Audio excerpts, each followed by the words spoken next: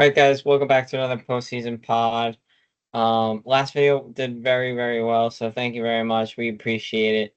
And yeah, I hope you guys keep enjoying. But today we are going over we're gonna grade basically some of the off-season acquisitions and how well teams did front office wise, bringing in guys, just that portion of it. So yeah, a lot of moves that happened this offseason, and we're now 30. Most teams are now 30 games, 29 games into the season. So we're going to see how those additions are working out, how they're impacting those teams, and what giving them a grade A plus through F minus on just based on how they're doing now and if in the future that will change. So jumping right in here, team number one, Tampa Bay.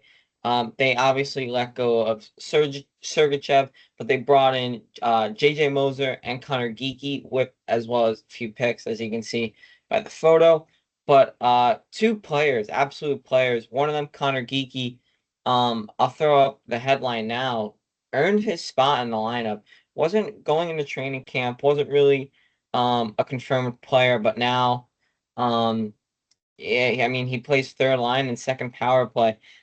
This kid is an unbelievable. He's huge, by the way, 6'4".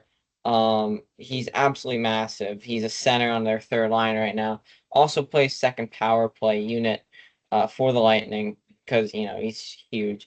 But Connor Geeky's 26 games played. He's 8 points on the year thus far, and he goes hard to the net. I mean, he's a player that doesn't cheat the game. He's 20 years old, and there's a reason why he's third line in a John Cooper system. This guy doesn't cheat the game, deserves his playing time, and yeah, I mean, there's nothing. It's a great player to keep your eye on, and he's got a lot of talent right now. 4 goals, 4 assists, 26 games into his really first NHL season here, and yeah, can't wait to watch this 6'4" unit progress as a player. But the other person that came in that addition was JJ Moser, who's been an established offensive defenseman when he was in Arizona. He's 24 years old. He's 26 games played, obviously, 9 points. But what I love about this most is plus 13. Yeah, they signed him to a really good, I'd say, bridge deal of 2 times 6.75 million. He plays on their second PK unit, and he's their second line D man with Ryan McDonough, who they also brought back in this offseason. They originally let him go to Nashville. A crucial key defenseman, very responsible in the D zone, blocks a lot of shots, and does have offensive flair to him. They bring him back from Nashville, realizing how big of a piece he is. And yeah, I mean, Ryan McDonough, he's probably one of the most, if not the most responsible player defensively in the defensive zone, neutral zone, wherever really. He doesn't get beat to a lot of pucks. His positioning is unbelievable. If he's out of position, you don't even realize because he finds another position that works just as well and helps the team wherever they are on the ice. He's a shot blocker. He's 26 games played, obviously, 9 points, plus 14, averages 22 minutes. This Lightning team, what a solid acquisition trade off. Getting those picks and two key players, and then bringing back McDonough. And we haven't even talked about their white whale yet in Jake Getzel, who they signed a 7 times $9 million contract, $63 million total. Their white whale, Jake Getzel, he's an absolute star. I mean, when you need a guy to replace Stamkos, who's younger, faster, arguably more skilled, and can keep up on that first line unit with himself at the left, Braden Point in the center, and then Kucherov on the right. Jake Getzel's your guy. Jake Getzel's a guy that you think about. I mean, yeah, he's a point per game right now, 26 points in 26 games. First power play unit. He's a puck hound, chases down pucks, super skillful, like I was saying. And he can keep up, which is the most important thing, with the speedy Braden Point and Kucherov's hockey IQ. So I think Tampa, even though they're fourth as of the time of this recording in the Atlantic, I think they've done a phenomenal job in their off-season moves and additions. And call it bloated, call it a John Cooper masterclass, call it players just playing really well. I gave Tampa Bay Lightning front office an A+. All additions have positively impacted the team, especially the surprising Connor Geeky making the lineup and contributing as much as he does currently. So you can't complain there. But I'm gonna give Tampa Bay a strong start to the video and a strong start to my grading, I guess. A+. Moving on to the next team here, a quicker one. Um, didn't do much like bringing in new guys wise, but did have a big name come into their organization. The Montreal Canadiens brought in Patrick Laine and a second round pick for D-man. Josh Harris, I want to say, is his name.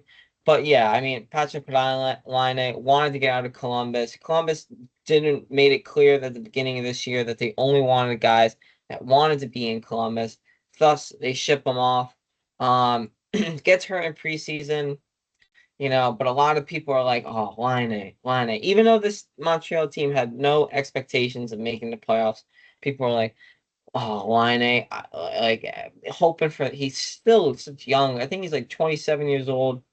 Hoping for him to revamp or rejuvenate his goal scoring career, his 40 goals years in Winnipeg and early goal scoring years in Columbus. And he's 4 games into the year, and he has 4 points. He has 3 goals, 1 assist, and I think 3 of them are power play goals.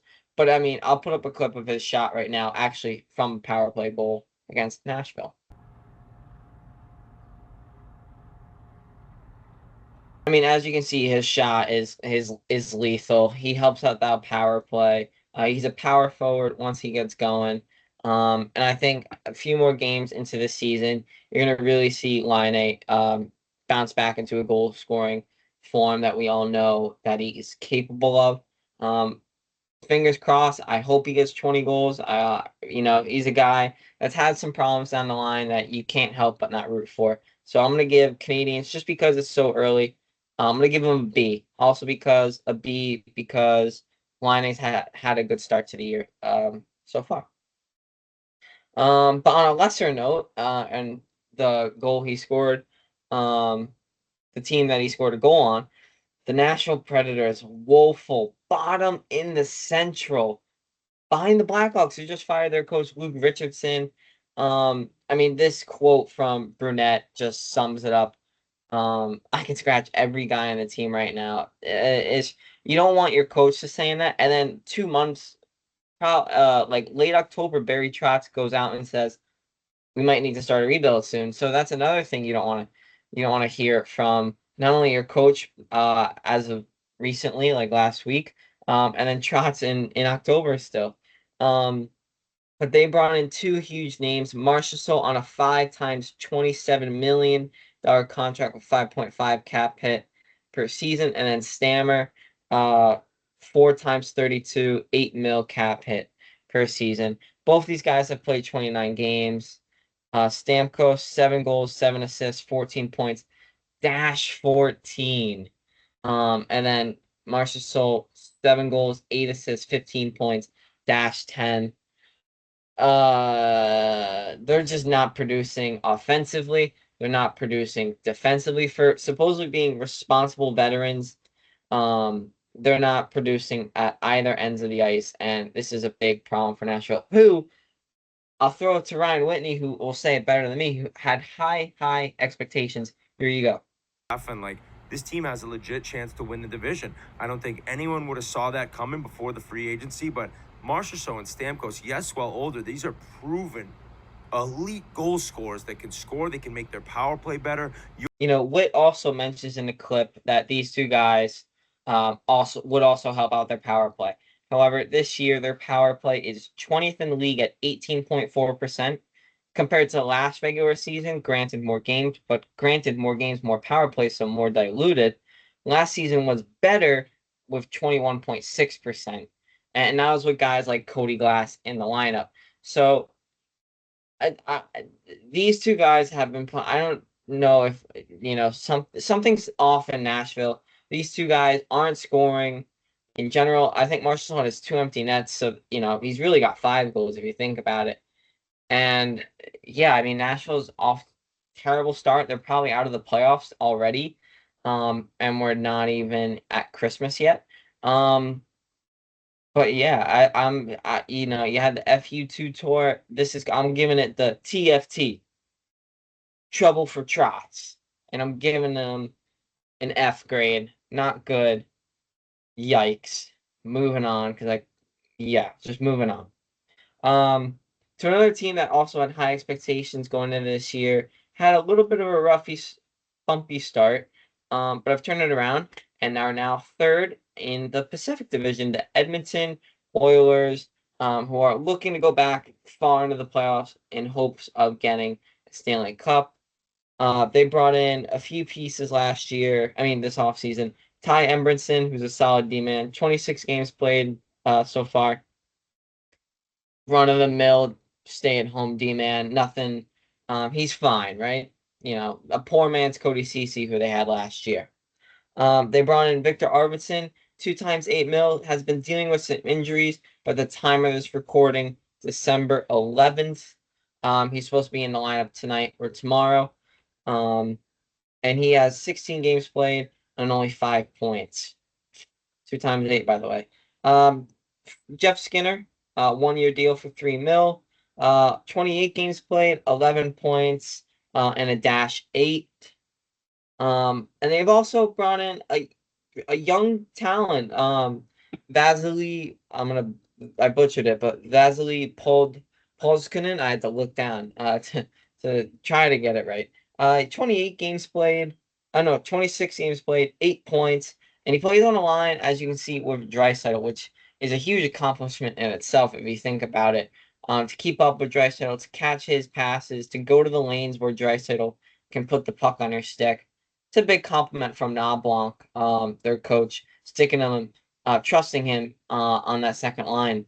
But going back to their two notable pieces that had big expectations, I know I'm a big Jeff Skinner guy, and I had a lot of good things to say about Jeff Skinner coming to that team, and he hasn't been playing good. Victor Arvidsson hasn't really lived up to his Nashville days. Even when he went to the Kings, he just wasn't really the same.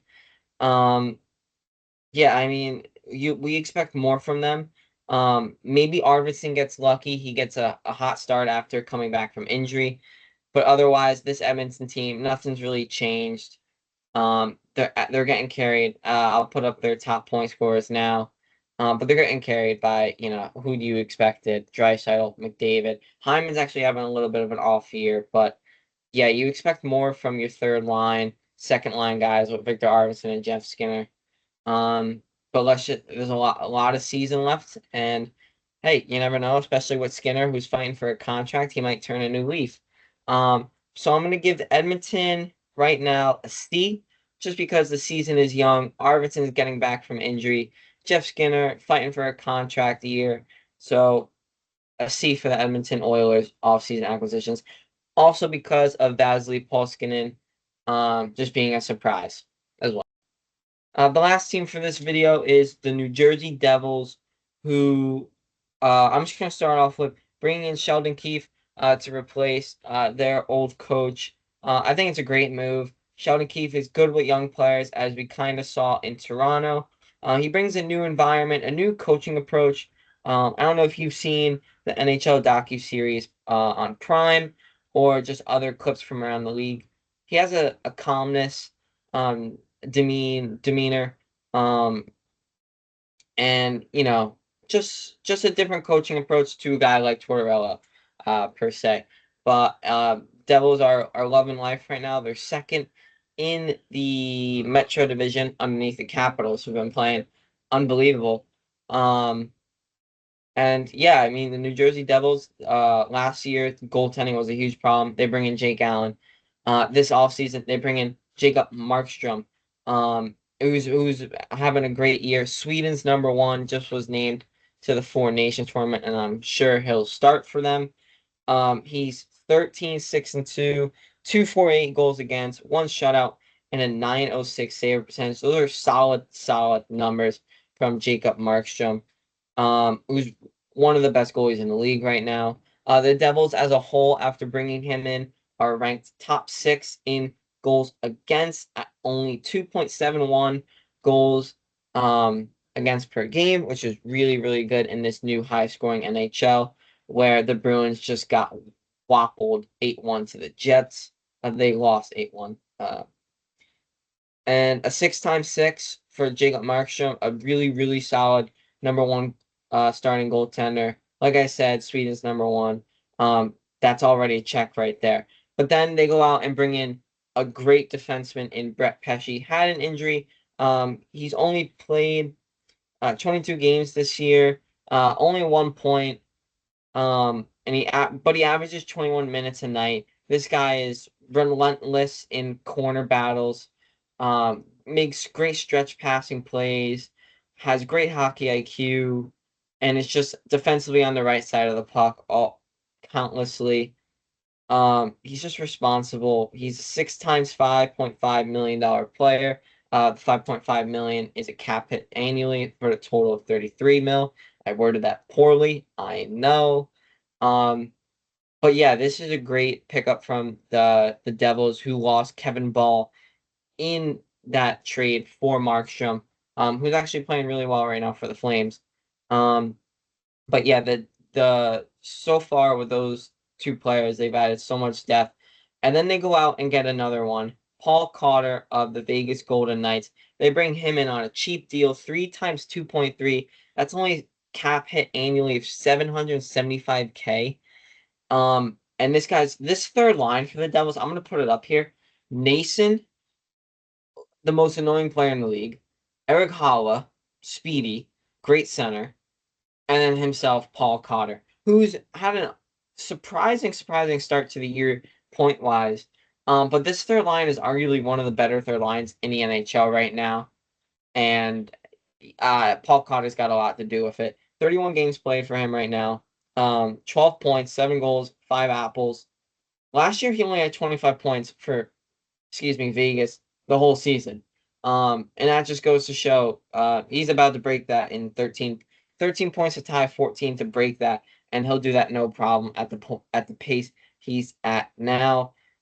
All three of those guys bring huge depth to the Devils lineup, whether it's Brett Pesce on the D end or Paul Cotter getting a grit sandpaper forward to fit that third line, and even just answering the question and concerns of goaltending with Jacob Markstrom.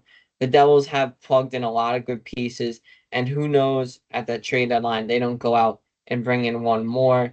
Jack Hughes is playing unbelievable. Jesper Brass playing unbelievable. Timo Meyer's playing good, and the Devils are looking like a good team.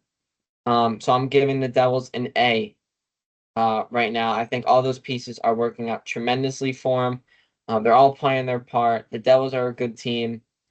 They made some great offseason acquisitions, and yeah, so those are just some teams that my thoughts on them, my grading on them. There will likely be a part two to this, so if you want to see a part two or a part three, let me know down below what teams you want to grade. You can do like Utah, with getting Sergachev and Dan Marino. You can do Olmark in Ottawa, perhaps. You can do a lot of teams had a lot of offseason acquisitions. Warren Fogle, with the Kings and etc. Yeah, a bunch of teams. Duclair with the Islanders. So yeah, the ends are limits. Um, you know. So if you want to see any more gradings to your favorite team of their offseason acquisitions, let me know down below, and I hope you enjoyed the video, and see ya.